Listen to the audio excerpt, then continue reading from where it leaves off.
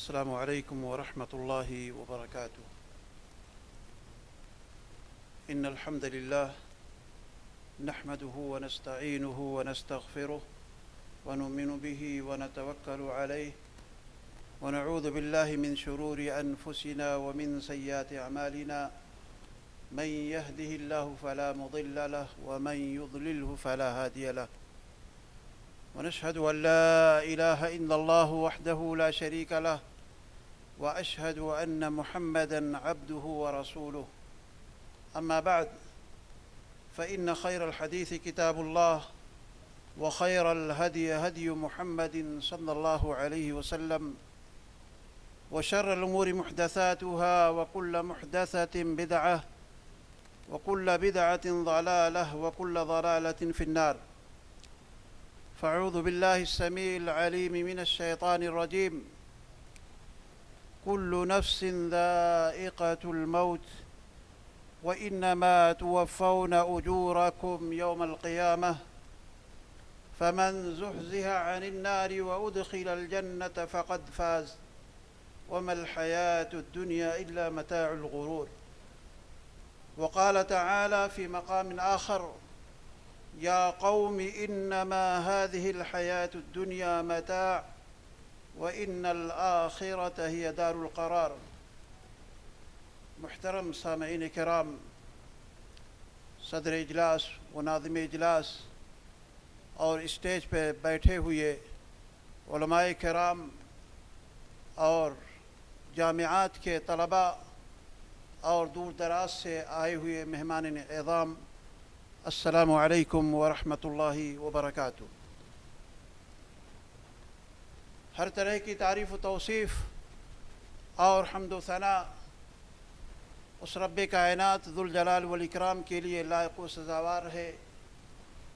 جس نے ہم تمام انسانوں کو اس کائنات کے اندر پیدا کیا اور ہمیں اس مبارک محفل میں شرکت کرنے کی توفیق عطا فرمائی۔ اس کے بعد بے شمار اور لاکھوں درود و سلام نازل ہو سرور کونین احمد مجتبیٰ محمد عربی صلی اللہ علیہ وسلم کی ذات گرامی پر، جنہیں اللہ تعالیٰ نے پوری کائنات کے لیے، پورے انس و جن کے لیے اور تمام عالم اسلام کے لیے آخری پیغمبر اور نبی بنا کر کے مبعوث فرمایا۔ عزیز ساتھیوں، جو موضوع ہمیں دیا گیا ہے یا جو چیز آپ کے سامنے پیش کی گئی ہے، یقیناً یہ موضوع بہت ہی زیادہ اہمیت کا حامل ہے۔ آپ غور کیجئے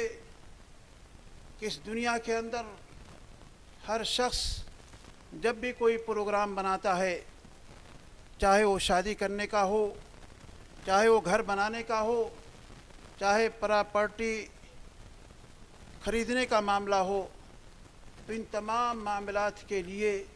ہر آدمی اپنے ساتھ اپنی بہت ساری ذمہ داریوں کو مختلف لوگوں کے درمیان تقسیم کر دیتا ہے، جبکہ اسے معلوم ہے کہ ان تمام چیزوں کے اندر دونوں پہلو مضمر ہے۔ انسان کو کامیابی بھی مل سکتی ہے اور ناکامی سے بھی اسے ہاتھ دھونا پڑ سکتا ہے، لیکن فکر آخرت جس کے تعلق سے پیارے حبیب جناب محمد رسول اللہ صلی اللہ علیہ وسلم نے اور اللہ رب العالمین نے بالکل واضح طور پر ہمارے لیے واضح تعلیمات بیان کر دی ہیں، جس کے اندر صرف اور صرف کامیابی ہی کامیابی ہے۔ اگر ہم نے اپنے پیارے نبی صلی اللہ علیہ وسلم کے تعلیمات پر عمل کیا اور قرآن پر عمل کیا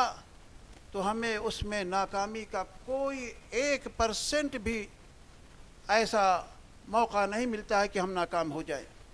ہمیں کامیابی ہی کامیابی اللہ رب العالمین کی جانب سے ملنے والی ہے۔ عزیز ساتھیوں، قرآن مجید کے اندر اللہ تعالیٰ نے ارشاد فرمایا ہے، جو آیت کریمہ آپ کے سامنے پڑھی گئی، کہ ہر نفس کو، ہر جان کو موت کا مزہ چکھنا ہے۔ اور جو کچھ اس نے اس کائنات کے اندر اس دنیا کے اندر کیا ہے اسے اس کا صلہ عطا کیا جائے گا، دیا جائے گا قیامت کے دن۔ اور جو شخص جہنم سے دور ہوا، جہنم سے اسے دور کیا گیا، وہی شخص، اور جنت کے اندر داخل کیا گیا، وہی شخص کامیاب ہو گیا۔ اور دنیاوی زندگی ایک دکھاوے کی زندگی ہے، ایک دھوکے کی زندگی ہے، ایک صرف نمائش والی چیز پائی جاتی ہے۔ دوسری آیت کے اندر اللہ رب العالمین نے ارشاد فرمایا، اے قوم انما هذه الحیات الدنیا متاع، یہ دنیاوی زندگی مال و متاع ہے، دیکھنے کی چیز ہے، یہ ساری چیزیں آپ کے سامنے موجود ہیں، اور ابدی زندگی، بہترین زندگی، باقی رہنے والی زندگی اگر وہ چیز ہے وہ صرف اور صرف آخرت کی زندگی۔ اب آئیے دوستو دیکھیے کہ ہم اور آپ اس اخروی زندگی کے لیے، ابدی زندگی کے لیے کیا کام کر رہے ہیں، کتنے سوچ اس کے بارے میں رکھتے ہیں۔ اللہ کے نبی جناب محمد رسول اللہ صلی اللہ علیہ وسلم دنیا کے تعلق سے آپ نے ارشاد فرمایا کہ دنیا آخرت کے مقابلے میں اسی طرح ہے جیسے کوئی انسان اپنی انگلی کو سمندر کے اندر ڈبو لے، سمندر کے اندر داخل کر دے اور پھر اپنی انگلی کو اوپر اٹھائے تو جتنا پانی وہ دیکھے گا کہ سمندر سے کتنا پانی کم ہو گیا ہے۔ یعنی اس طریقے سے دنیاوی زندگی کا معاملہ ہے۔ اور یہی نہیں بلکہ ایک دوسری حدیث کے اندر اللہ کے نبی جناب محمد رسول اللہ صلی اللہ علیہ وسلم کا فرمان ہے، اس حدیث کے راوی سیدنا عبداللہ ابن مسعود رضی اللہ تعالی عنہ ہے۔ وہ بیان کرتے ہیں کہ اللہ کے نبی جناب محمد رسول اللہ صلی اللہ علیہ وسلم نے ایک مرتبہ ایسے بیٹھے ہوئے ہیں، زمین کے اوپر مربع بنا رہے ہیں، لکیریں کھینچ رہے ہیں، اس کے بعد اس مربع کے اندر سے ایک لمبی لکیر آگے کھینچ دیا، اور اس کے بعد اس کے داہنے طرف بائیں طرف چھوٹی چھوٹی لکیریں آپ نے کھینچی۔ پھر آپ علیہ الصلوۃ والسلام نے ارشاد فرمایا کہ یہ مربع جو ہے اور اس کے بیچ کا جو حصہ ہے، بیچ میں انسان ہے، مربع اس کی موت ہے، اور جو لمبی لکیر ہیں عزیز ساتھیوں، یہ اس کی آرزویں ہیں، تمنائیں ہیں جو انسان ہم اور آپ اس دنیا کے اندر کر رہے ہیں۔ ایک تیار ہوا، دوسرے کی فکر ہم کر رہے ہیں، اور جو چھوٹی چھوٹی لکیریں ہیں اس کے تعلق سے آپ علیہ الصلوۃ والسلام نے ارشاد فرمایا یہ انسان کے لیے آفتیں اور مصیبتیں ہیں۔ ایک ختم ہوتی ہے تو دوسری اس کی جگہ پہ آتی ہے، دوسری ختم ہوتی ہے تو تیسری آ جاتی ہے۔ غور کیجئے دوستو، یہ دنیاوی زندگی بہت ہی حقیر زندگی ہے، اور جو بھی دن آپ کے لیے چلا جاتا ہے وہ دن دوبارہ واپس نہیں آتا ہے۔ چنانچہ امام مجاہد جو مفسر قرآن ہیں وہ بیان کرتے ہیں دن کے تعلق سے کہ ہر دن، ہر روز دن کہتا ہے اے ابن آدم آج میں تم پر داخل ہو رہا ہوں، اور جب میں یہاں سے ختم ہو جاؤں گا، یعنی شام ہو جائے گی، تو مجھے لپیٹ دیا جائے گا، مجھے بند کر دیا جائے گا، اور پھر قیامت تک دوبارہ میں واپس نہیں آؤں گا۔ اور پھر جب وہ وقت آئے گا تو اس موقع پر آپ نے جو اس دن کام کیا ہے اس کے بارے میں آپ کو اطلاع دی جائے گی کہ آپ نے کیا عمل کیا ہے، آپ کو بتایا جائے گا۔ تو ہمارے لیے یہ وقت جو موجود ہے، یہ عارضی چیز جو اللہ تعالیٰ نے ہمیں عطا کر رکھا ہے، ہمیں چاہیے کہ ہم لوگ اس کے اندر آخرت کے تعلق سے کام کرنے کی کوشش کریں، آخرت کے بارے میں سوچنے کی کوشش کریں۔ اگر ہم نے ایسا نہیں کیا تو ایسی صورت میں ہم سب سے زیادہ دھوکے میں پڑے ہوں گے۔ اللہ کے نبی جناب محمد رسول اللہ صلی اللہ علیہ وسلم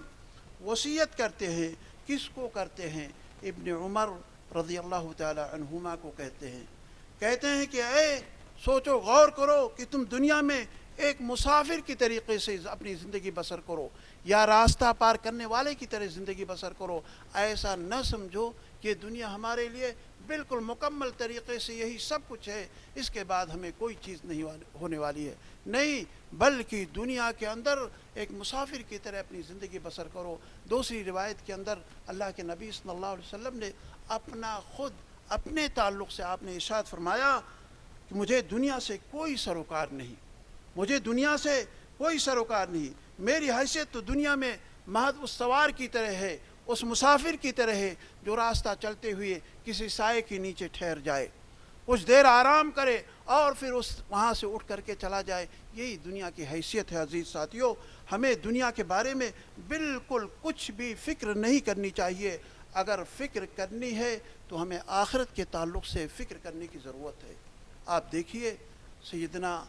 علی رضی اللہ تعالی عنہ کے تعلق سے، امیر المؤمنین کے تعلق سے سیدنا امیر معاویہ رضی اللہ تعالی عنہ نے ایک صحابی سے عرض کرتے ہیں جن کا نام ضرار اسدی ہوتا ہے کہ آپ ہمیں ان کے تعلق سے کچھ باتیں بتلائیے، کچھ اوصاف بیان کیجئے ان کے تعلق سے کہ ان کے اندر کیا چیز پائی جاتی تھی۔ انہوں نے بیان کیا کہ میں نے ایک مرتبہ ان کو کہتے ہوئے سنا، جب آپ یہ بات کہہ رہے تھے تو آپ بالکل رو رہے تھے، آپ کی آنکھوں سے آنسو جاری تھے، آپ کیا بیان کر رہے تھے؟ آپ نے فرمایا کہ اے دنیا تو مجھے رجھانے والی ہے، تو مجھے فریفتہ کرنے والی ہے، میں تیرے اوپر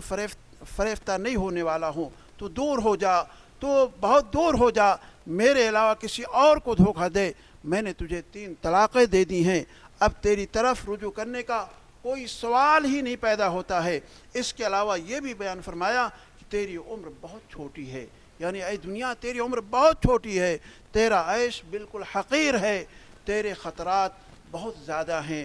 ہائے، اور زیادہ راہ کی تیرے اندر بہت کمی ہے، سفر کی دوری ہے، اور اسی طریقے سے راستے کی وحشت انگیزی ہے۔ یہ کس نے بیان فرمایا؟ ایک صحابی نے فرمایا، جو امیر معاویہ کے سوال پر انہوں نے بیان فرمایا، تو اس پر انہوں نے جواب کیا دیا؟ جب انہوں نے اس چیز کو سنا تو ان کی آنکھوں سے آنسو جاری ہو گئے۔ ان کے پاس آس پاس جو لوگ بیٹھے ہوئے تھے وہ سارے کے سارے لوگ رونا شروع کر دیے، ان کی آنکھیں بھی آنسوؤں سے ڈبڈبا گئیں۔ پھر حضرت معاویہ رضی اللہ تعالی عنہ نے بیان فرمایا، اللہ کی قسم، اللہ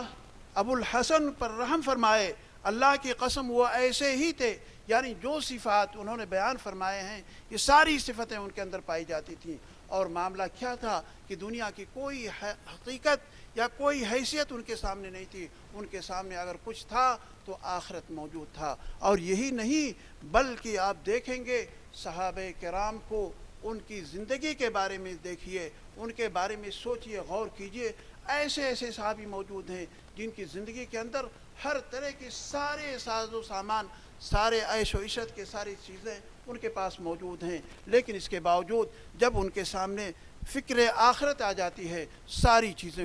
چھوڑ دیتے ہیں۔ سیدنا مصعب بن عمیر رضی اللہ تعالی عنہ کے بارے میں آتا ہے کہ جب وہ مکے میں تھے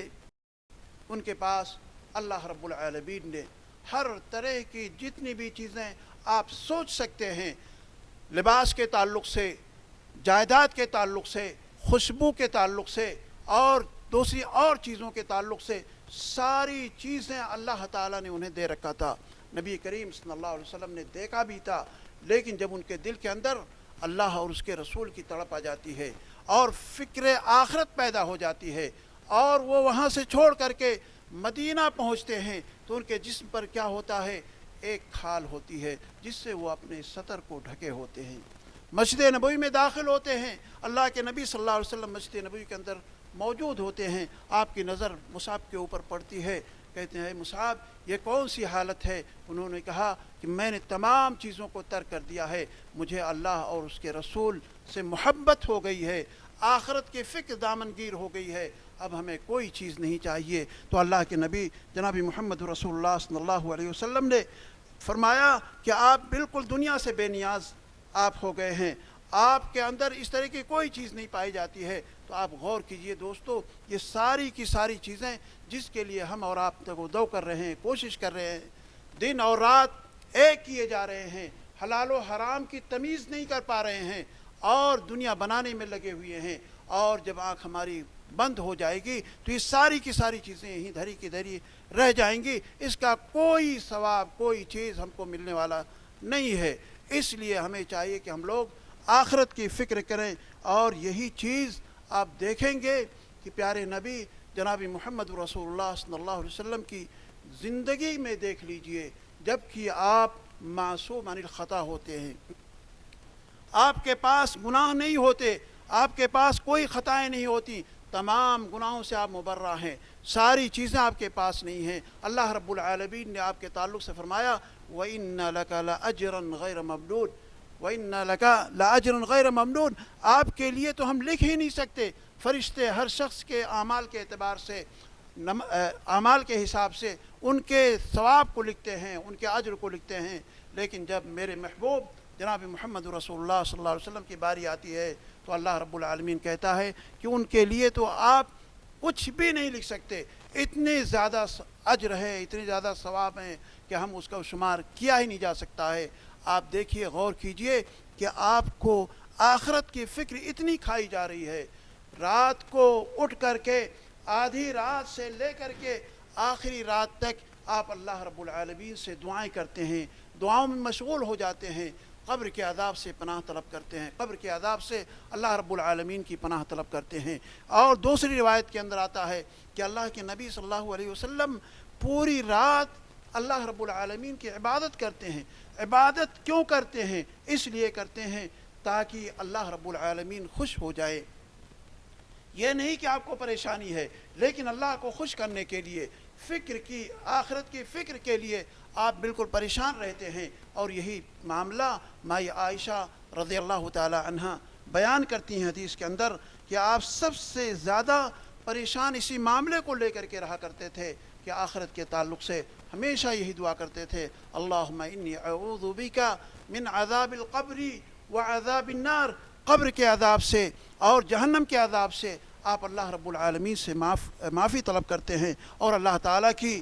پناہ طلب کرتے ہیں۔ اور یہی نہیں بلکہ آپ دیکھ لیجئے کہ اللہ کے نبی صلی اللہ علیہ وسلم نے جس زندگی کے تعلق سے ہم اور آپ کافی کوشش کر رہے ہیں، اس زندگی کی حقیقت کے تعلق سے آپ نے فرما دیا ہے کہ ہماری اور آپ کی عمر 60 سے 70 کے درمیان ہوتی ہے، اور 80 ہوتی ہے، 90 ہوتی ہے، بہت کم ہی لوگ ہیں جو 100 پار کر لے جاتے ہیں۔ لیکن اس تھوڑی سی مدت کے لیے ہم اور آپ کتنی محنت کر رہے ہیں، آخرت کے لیے کچھ بھی محنت نہیں کر رہے ہیں۔ سب سے عقل مند، سب سے ہوشیار آدمی وہی ہے جو مرنے کے بعد کے لیے، یعنی آخرت کے لیے جو کوشش کرتا ہے اور اس کے لیے محنت کرتا ہے۔ سب سے عقل مند انسان اسی کو کہا گیا ہے۔ جیسا کہ ایک حدیث کے اندر بیان کیا جاتا ہے کہ اللہ کے نبی صلی اللہ علیہ وسلم سے پوچھا گیا کہ سب سے زیادہ عقل مند مسلمانوں کے اندر، مومنوں کے اندر کون ہے؟ آپ علیہ الصلوۃ نے ارشاد فرمایا جو موت کو سب سے زیادہ یاد کرنے والا، جو موت کو سب سے زیادہ یاد کرنے والا ہو، اور پھر مرنے کے بعد جو زندگی ملنے والی ہے، جو حیات ملنے والی ہے، اس کے لیے تیاری کرنے والا ہو۔ سب سے بہتر یہی اور سب سے عقل مند یہی انسان ہے دوستو۔ تو آپ کو غور کرنا چاہیے کہ آخرت کی فکر اگر کرنی ہے تو سب سے پہلا مرحلہ آپ کے لیے کہاں شروع ہوتا ہے؟ موت سے شروع ہوتا ہے۔ موت کو یاد کیجئے، موت کو یاد کیجئے۔ کتنے ایسے لوگ ہیں جن کی پیدائش ہوئی، پیدائش ہونے کے چند لمحے کے بعد وہ اللہ کو پیارے ہو گئے۔ کتنے ایسے مناظر کو ہم اور آپ دیکھے ہیں، یعنی عقیقہ ہوا، اس کے بعد وہ اللہ کو پیارے ہوتے ہیں۔ کچھ ایسے مناظر کو ہم نے دیکھے ہیں جو ہمارے سامنے موجود ہیں کہ ماں باپ اپنے بچے کے لیے کھلونے خرید کر کے لاتے ہیں اور دوسری چیزیں خرید کر کے لاتے ہیں، لیکن سال 2 سال کے بعد پھر وہ اللہ کے پیارے ہو جاتے ہیں۔ کچھ ایسے مناظر اور آپ کے سامنے موجود ہیں جو اور بڑے ہوتے ہیں، شادی بیاہ کے لائق ہو جاتے ہیں، شادی بیاہ کی تیاری ہوتی ہے، بارات جاتی ہے، لیکن واپسی میں بارات کے بجائے، دولہے کے بجائے اس کی نعش آپ کے گھر آتی ہے۔ لیکن کچھ ایسے لوگ ہیں جو اور زیادہ عمر کو پہنچتے ہیں، پھر اس کے بعد ان کی وفات ہوتی ہے۔ تو موت کو آپ یاد کریں گے تو ایسی صورت میں آپ کی آخرت خود بخود آپ کو یاد ہو جائے گی، کیونکہ موت ایک ایسا معاملہ ہے عزیز ساتھیوں دنیا کی تمام چیزوں کے بارے میں اختلاف پایا جاتا ہے، چاہے وہ قرآن کا معاملہ ہو، نبیوں کا معاملہ ہو، کتابوں کا معاملہ ہو، سائنسدانوں کا معاملہ ہو، کسی بھی چیز کا معاملہ ہو، ہر ایک کے اندر کچھ نہ کچھ اختلاف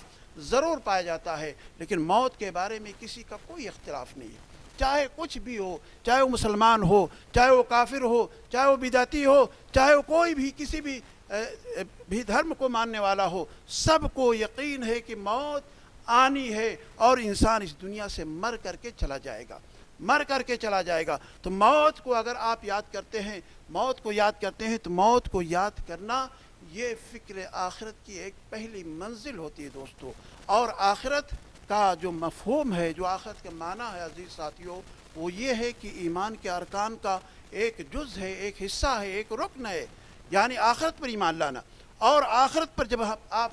اور ہم ایمان لاتے ہیں تو اس کے ضمن میں ایسی ایسی چیزیں شامل ہو جاتی ہیں، ایسی ایسی چیزیں شامل ہو جاتی ہیں کہ اگر ہر ایک پر آپ غور کریں، دیکھیں، پڑھیں اور اس پر معلومات حاصل کریں تو یقین جانیے کہ آپ کبھی بھی ایک لمحے کے لیے بھی آخرت سے غافل نہیں ہو سکتے، کیونکہ جب انسان کی موت ہوتی ہے تو مرنے کے بعد سے لے کر کے جنت میں اور جہنم میں جانے تک جتنے بھی مرحلے ہیں، جتنے بھی واسطے ہیں، جتنی بھی چیزیں ہیں، ہر ایک مرحلے کو ایمان آخرت کے اندر شامل کیا جاتا ہے۔ انسان کی وفات ہوتی ہے، وفات ہونے کے بعد اللہ رب العالمین نے جو طریقہ بتایا ہے، پیارے نبی صلی اللہ علیہ وسلم نے جو طریقہ ہم مسلمانوں کو بتایا ہے کہ انسان کو مرنے کے بعد قبر کے اندر دفن کیا جاتا ہے، قبر کے اندر دفن کیا جاتا ہے۔ قبر میں دفن کرنا تو قبر ایک پہلی منزل انسان کی ہوتی ہے، اسی لیے آپ دیکھیں گے کہ حدیث کے اندر آتا ہے کہ حضرت عثمان رضی اللہ تعالی عنہ کا معاملہ یہ ہوتا تھا کہ جب بھی آپ قبر کے پاس سے گزرتے تو قبر کو دیکھ کر کے وہاں رک کر کے اتنا زیادہ روتے تھے، اتنا روتے تھے کہ آپ کی داڑھی مبارک بالکل تر ہو جایا کرتی تھی۔ غور کرو دوست، بھیگ جاتی تھی آپ کی داڑھی قبر کو دیکھ کر کے، قبر کا معاملہ دیکھ کر کے۔ اور جب آپ سے پوچھا جاتا ہے کہ بھائی جہنم کا تذکرہ ہو رہا ہے، جہنم کے تمام چیزوں کے بارے میں، اس کے عذاب کے بارے میں، اس کی آگ کے بارے میں، اور اس کے اندر جتنے بھی چیزیں، سانپ بچھو ساری چیزیں، اس کے بارے میں ساری چیزوں کا تذکرہ آپ کے سامنے ہوتا ہے، آپ نہیں روتے۔ تو آپ نے کیا فرمایا؟ آپ نے فرمایا کہ یہ قبر جو ہے یہ سب سے آخرت کی سب سے پہلی منزل ہوتی ہے، قبر انسان کے لیے سب سے پہلی منزل ہے۔ فَإِن نَجَا مِنْهُ، اگر انسان کو اس قبر سے اگر نجات مل جاتی ہے، اگر اس قبر سے آدمی کو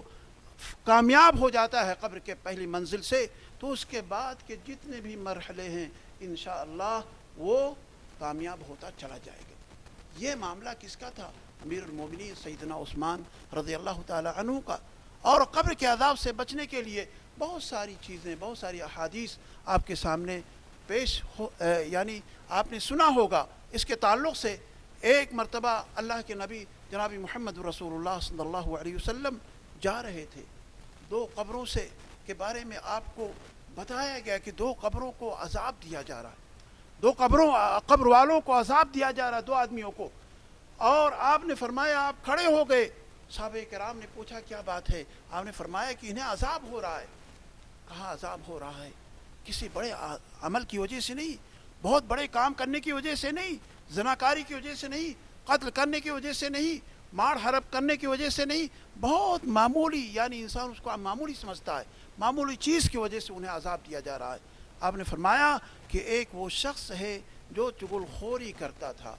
کیا کرتا تھا؟ چغل خوری کرتا تھا، لگا بجھا کر کے ادھر ادھر کی باتیں کر کے ایک دوسرے کے ساتھ بہت ساری باتیں کرتا تھا، اس لیے اس کو عذاب ہو رہا ہے۔ اور دوسرا وہ آدمی ہے جو اپنے پیشاب کے چھینٹوں سے نہیں بچتا تھا۔ آپ غور کیجئے، پیشاب کے چھینٹوں سے بڑی آسانی کے ساتھ آدمی بچ سکتا ہے، آرام سے جائے، باتھ روم میں بیٹھے، اطمینان سے بیٹھے اور وہ پیشاب کے چھینٹوں سے بچ جائے، استنجا کرے۔ لیکن یہ آدمی کا معاملہ کیا تھا؟ گیا، پیشاب اسے لگے، کہیں پر کھڑا ہو کر کے پیشاب کرنا شروع کر دیا، پیشاب کے چھینٹے اوپر اس کے اوپر الٹا آنے لگے۔ تو اس طریقے سے قبر کے اندر جو عذاب ہوتا ہے، اگر کوئی آدمی قبر کے عذاب سے بچنا چاہتا ہے تو اسے پیشاب کی چھینٹوں سے بچنے کے لیے احتیاطی تدابیر اختیار کرنا چاہیے۔ ایسے ہی اپنی زبان کی حفاظت کرنی چاہیے، لگا بجھا کر کے ادھر ادھر کی باتیں کر کے آپس میں ایک دوسرے کے ساتھ کسی طرح کی کوئی بات نہیں کرنی چاہیے کہ جس سے اس کو دوسروں کو تکلیف ہو۔ یا اسی طریقے سے آپ نے حدیث کے اندر یہ بھی آتا ہے کہ اگر قبر کے عذاب سے آپ کو بچنا ہے عزیز ساتھیوں، تو آپ کو چاہیے کہ آپ تہجد کا اہتمام کریں، 2 رکعت تہجد پڑھ لیا کریں، 2 رکعت بس، 2 رکعت اگر تہجد آپ پڑھ لیتے ہیں تو ایسی صورت میں اللہ رب العالمین آپ کو اس طریقے سے پڑھ لینے سے اللہ رب العالمین آپ کو کیا کرے گا؟ قبر کے عذاب سے آپ کو محفوظ رکھے گا۔ تو یہ ایک بات ہے جو انسان کو قبر کے عذاب سے محفوظ رکھ سکتا ہے۔ اس کے علاوہ ایک چیز یہ بھی ہے کہ قبر کے عذاب سے بچنے کے لیے حدیث کے اندر آتا ہے کہ اللہ کے نبی جناب محمد رسول اللہ صلی اللہ علیہ وسلم نے ارشاد فرمایا کہ عشاء کی نماز کے بعد ایک 30 آیت کی صورت ہے جو سورہ ملک کہی جاتی ہے، سورہ ملک کی تلاوت کر لیجئے، ہمیشہ پڑھتے رہیے، انشاءاللہ آپ قبر کے عذاب سے محفوظ رہیں گے۔ تو قبر کے عذاب کو یعنی موت کو پہلے یاد کیجئے، فکر آخرت آپ کے دماغ میں آ جائے گی۔ موت کو یاد کیجئے کہ ہاں ہم کو مرنا ہے اور مر کر کے ہمیں اللہ رب العالمین کے پاس جانا ہے، آخرت کی فکر آپ کے ساتھ دامنگیر ہو جائے گی۔ اس کے بعد قبر کے بارے میں آپ کے سامنے باتیں پیش کی گئیں، اور ایک چیز اور بھی میں آپ کے سامنے پیش کر دیتا ہوں کہ انسان کو چاہیے کہ آخرت کی فکر کر رہا ہے تو اس کو چاہیے کہ اگر کوئی معاملہ اس کے ساتھ کسی انسانوں کے تعلق سے ہے، یعنی حقوق العباد سے متعلق ہے، تو مرنے سے پہلے اس حق کو اسے ادا کر لینا چاہیے، کیونکہ مرنے کے بعد کوئی بھی شخص کوئی بھی چیز اگر حقوق العباد سے متعلق ہے تو کبھی بھی وہ ادا نہیں کر سکتا ہے، اس کے لیے پریشانی ہی پریشانی ہوگی۔ دیکھیے اللہ کے نبی صلی اللہ علیہ وسلم ایک مرتبہ خطبہ دے رہے تھے، خطبہ ارشاد فرما رہے تھے، منبر پر آپ موجود ہیں، آپ وہاں پر کہتے ہیں کہ اگر کسی کا حق ہو ہمارے اوپر تو آج ہم سے اپنا حق وصول کر لے، اپنا حق آ کر کے لے لے، چونکہ آپ کو اشارہ کچھ مل چکا تھا اللہ رب العالمین کی طرف سے کہ آخری ایام چل رہے ہیں۔ آپ نے فرمایا کسی کا حق اگر ہمارے اوپر ہے تو آ کر کے لے لے۔ چنانچہ مجمع تھا، صحابہ کرام بیٹھے ہوئے تھے، جمعہ کا خطبہ ہو رہا تھا اور سناٹا چھا گیا کہ ایسا کیسے ہو سکتا ہے کہ اللہ کے رسول صلی اللہ علیہ وسلم نے کسی کے اوپر ظلم کیا ہو، کسی کے اوپر زیادتی کی ہو۔ ایک آدمی کھڑا ہوتا ہے، ان میں سے ایک آدمی کھڑا ہوتا ہے کہ اللہ کے نبی، ہاں میرا ایک حق ہے، میرا ایک حق ہے، میں چاہتا ہوں میں اسے لے لوں۔ سارے لوگ اس آدمی کی طرف دیکھنا شروع کر دیے کہ اس کے اوپر کون سا حق ہے اللہ کے نبی صلی اللہ علیہ وسلم کا۔ چنانچہ وہ بیان کرتا ہے میرا ایک حق ہے جو آپ نے صفیں درست کرتے ہوئے جنگ بدر میں صفیں درست کرتے ہوئے چھڑی سے آپ نے میرے پیٹ پہ مار دیا تھا، میں چاہتا ہوں کہ میں اس کا بدلہ لے لوں، لیکن میں ایسے بدلہ نہیں لوں گا،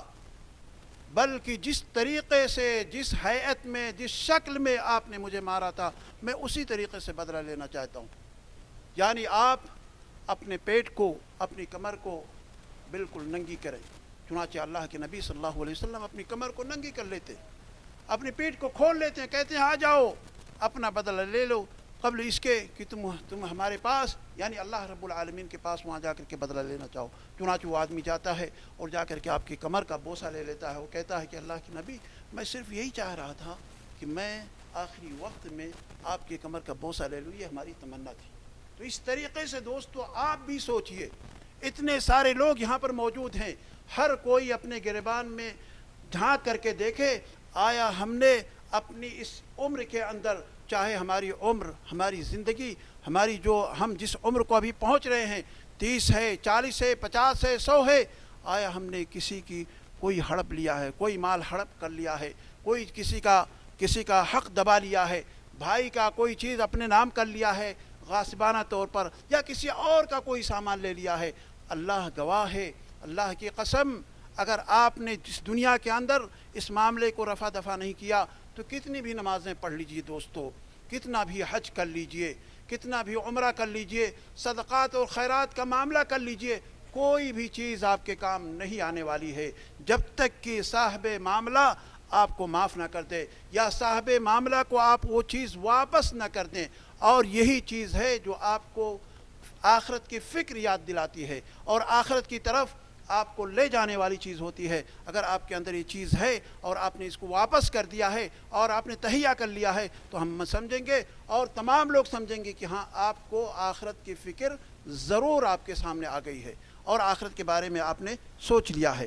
دوستو، اسی کے ساتھ ساتھ آخرت کی فکر کے لیے یا آخرت کے فکر کرنے کے بارے میں ایک چیز یہ بھی ہے کہ میدان محشر میں جب سارے لوگ جمع ہوں گے تو اس منظر کو بھی اپنے سامنے رکھیے کہ میدان محشر میں سارے لوگ اکٹھا ہو رہے ہیں،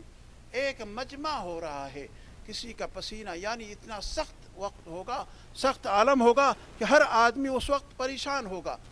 ہر آدمی پریشانی کے عالم میں ہوگا. کسی کا پسینہ اس کے سر تک، کسی کا کندھے تک، کسی کا پیٹ تک، کسی کا گھٹنے تک، کسی کا پیر تک، کسی کا اور نیچے تک. ہر آدمی کا معاملہ بڑا ہی خطرناک ہوگا اور سارے کے سارے لوگ اپنے اپنے معاملے کو لے کر کے پریشان حال ہوں گے. تو اگر اس چیز کو میدان محشر کے معاملے کو لے کر کے اگر آپ سوچ رہے ہیں تو یہ بھی ایک معاملہ ہے، یہ بھی ایک طریقہ ہے، یہ بھی ایک آئیڈیا ہے جو آپ کو فکر آخرت کی طرف لے جانے والی ہے. اور وہاں پر آدمی کو جس اعتبار سے، جس معاملے کے تئیں آدمی کو ثواب دیا جائے گا یا اجر دیا جائے گا یا اس کے پاس جو پسینہ ہوگا یہ اس کے اعمال کے حساب سے ہوگا جو اس نے دنیا کے اندر کیا ہوگا. اس کے بعد پھر میزان اور ترازو کا معاملہ آئے گا، حساب کتاب کا معاملہ آئے گا. اور حساب کتاب کے اندر یہ چیز ہوگا کہ اگر آدمی کو جتنے بھی سیئات ہیں، جتنے بھی گناہ ہیں اور جتنی بھی تمام چیزیں ہیں ان تمام چیزوں کو ایک پردے کے اندر رکھ دیا جائے گا. اور جو نمازیں آپ کے ہیں، صدقات ہیں، زکوٰۃ ہیں اور دوسری چیزیں ہیں وہ ایک جگہ رکھ دی جائیں گی. یہ بھی منظر اپنے سامنے آپ رکھیے. یہ بھی آخرت کی طرف آپ کو آپ کے دھیان کو لے جانے والی چیز ہے. تو جس کا میزان یا جس کا پلڑا اگر سیئات کا، برائیوں کا پلڑا نیچے ہو گیا اور نیکیوں کا پلڑا اوپر ہو گیا تو ایسی صورت میں آپ ناکام ہو جائیں گے، آپ ہائے ہائے کریں گے، آپ بالکل پریشان ہو جائیں گے، کوئی آپ کے کام نہیں آنے والا ہے. لیکن اگر آپ نے نیکیاں کی ہیں، نیکیوں کا پلڑا بھاری ہوتا ہے، برائیوں کا پلڑا اٹھ جاتا ہے تو ایسی صورت میں آپ کے لیے ابدی زندگی اللہ تعالیٰ کی طرف سے آپ کو مل جائے گی، آپ کو جنت نصیب ہو جائے گی اور آپ جنت کے اندر جائیں گے جہاں عیش کریں گے، مزے اڑائیں گے. اور یہ چیز بھی آپ کو اس دنیا کے اندر سوچنا ہوگا کہ اللہ تعالیٰ ہمیں اور آپ کو یہ چیز نصیب فرمائے. اور یہی معاملہ آپ کو پل صراط کے تعلق سے بھی ہے. پل صراط کے بارے میں بھی غور کیجئے. اگر پل صراط کے بارے میں آپ غور کرتے ہیں تو یہ بھی ایک کیا ہے، سوچنے کا معاملہ ہے. کس چیز کا؟ آخرت کے تعلق سے، آخرت کی فکر کے تعلق سے کہ ایک پل صراط ہے جو بہت ہی باریک ہے اور تلوار سے بھی زیادہ تیز ہے. ہر انسان کو اس کے اوپر سے گزرنا ہے. جب تک بھی کوئی آدمی اس سے نہیں گزرے گا وہ جنت کے اندر نہیں جا سکتا، جنت میں جا ہی نہیں سکتا ہے. لیکن اگر اس کے اوپر گزر رہا ہے، پیر ادھر ادھر ہوا، تھوڑا سا ڈگمگایا تو نیچے اگر گرتا ہے تو نیچے گرنے کی حالت میں وہ جہنم کے اندر چلا جائے گا اور جہنم سے آگے لپٹ رہی ہوں گی، اوپر اس کے شعلے اڑ رہے ہوں گے. لیکن جو مومن ہوگا، جس نے اس دنیا کے اندر رہ کر کے اللہ رب العالمین کی عبادت کی ہے، لوگوں کے حقوق کو ادا کیا ہے، ماں باپ کے ساتھ حسن سلوک سے پیش آیا ہے، دوست احباب کے جو بھی چیزیں ہوتی ہیں ان تمام کے حقوق کو ادا کر رہا ہے، تو ایسی صورت میں اللہ رب العالمین ایسے بندے کو بڑے آسانی کے ساتھ آنکھ جھپکتے ہوئے وہ لوگ اس کو پار کر لے جائیں گے اور جنت کے اندر داخل ہو جائیں گے. تو یہ ساری کی ساری چیزیں، جو بھی اسالیب، جو بھی چیزیں آپ کے سامنے پیش کی گئی ہیں عزیز ساتھیوں، ان تمام چیزوں کے اوپر ہمیں اور آپ کو غور کرنے کی ضرورت ہے اور سوچنے کی ضرورت ہے، تاکہ اگر ہم سوچیں گے تو ضرور ہمارے سامنے آخرت کی فکر دامن گیر ہو جائے گی اور آخرت کے اوپر ہم اور آپ سوچیں گے. ہم اللہ رب العالمین سے آخر میں یہی دعا کرتے ہیں کہ اللہ العالمین ہم تمام لوگوں کو جس طریقے سے دنیاوی چیزوں کو یا دنیاوی معاملات کو جو ہم لوگ یہاں کرتے ہیں اس کے لیے جتنی بھی ہم تگ و دو کرتے ہیں، یا اس کے لیے جتنا بھی ہم لوگ پلان بناتے ہیں اور لوگوں کو شریک کرتے ہیں، اس سے کہیں زیادہ ہم سارے کے سارے لوگ اس بات کو تہیہ کریں، اس بات کا عزم اور حوصلہ اپنے دل کے اندر پیدا کریں کہ ہم آج ہی سے، اگر ہمارے اندر آخرت کی فکر نہیں ہوئی تھی تو آج ہی سے ہم آخرت کی فکر کریں گے، اور آخرت میں کامیابی حاصل کرنے کے لیے جو بھی اپائے ہو سکتے ہیں، جو بھی طریقے ہو سکتے ہیں، جو بھی طریقے اللہ کے نبی صلی اللہ علیہ وسلم نے بتائے ہیں، اور جو بھی چیزیں قرآن میں اللہ رب العالمین نے ہمارے لیے بتایا ہے، تو ان تمام چیزوں کو ہمیں اپنائیں گے، اور تاکہ ہم اس دنیا میں بھی کامیابی حاصل کرتے رہیں اور آخرت میں بھی اللہ رب العالمین ہمیں کامیابی عطا فرماتا رہے۔ اللہ رب العالمین ہمیں اور آپ کو ان باتوں پر عمل کرنے کی توفیق عطا فرمائے، آمین۔ وآخر دعوانا ان الحمد للہ رب العالمین۔